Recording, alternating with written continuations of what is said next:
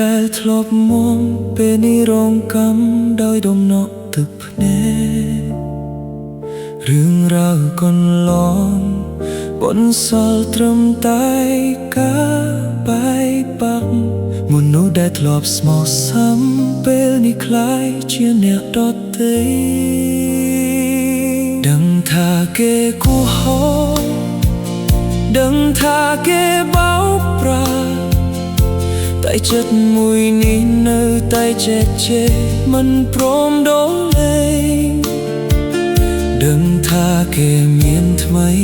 ដឹងថាគេអស់ចិត្តពីយើងហើយតែហេតុអ្វីឡើយនៅតែរងចាំទាំងគ្មានសង្ឃឹមព្រោះតែពាក្យថាល្ងងទើបខ្ញុំសុខចិត្តឈឺចាប់សុខចិត្តត្រង់ក្នុងអូរ៉ាក៏ព្រោះតែស្រឡាញ់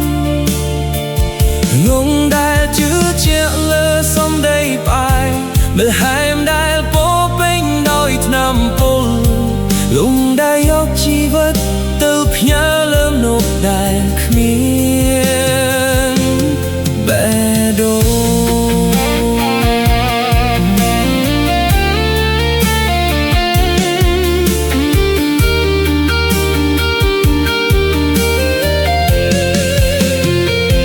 ត្រូវលងំដល់ពេលណា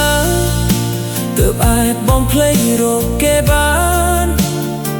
តើត្រូវយំដល់ពេលណាទើបបេះដូងឈប់រងកម្មអតីតកាលអើយជួយដាស់ខ្ញុំឲ្យភាកពីសុបិនអាក្រក់នេះផងព្រោះតែពាក្យថាងងទើបខ្ញុំសុខចិត្តឈឺចាប់សុខចិត្តត្រង់ក្នុងអូរ៉ាក៏ព្រោះតែស្រឡាញ់ងងដែលជឿជាក់លើសង្ដីផ្អែកលើហែមដែលពោពេញដោយថ្នាំពុលលងដែលយកជីវិតទៅផ្ញើលើមនុស្សដែលគ្មាន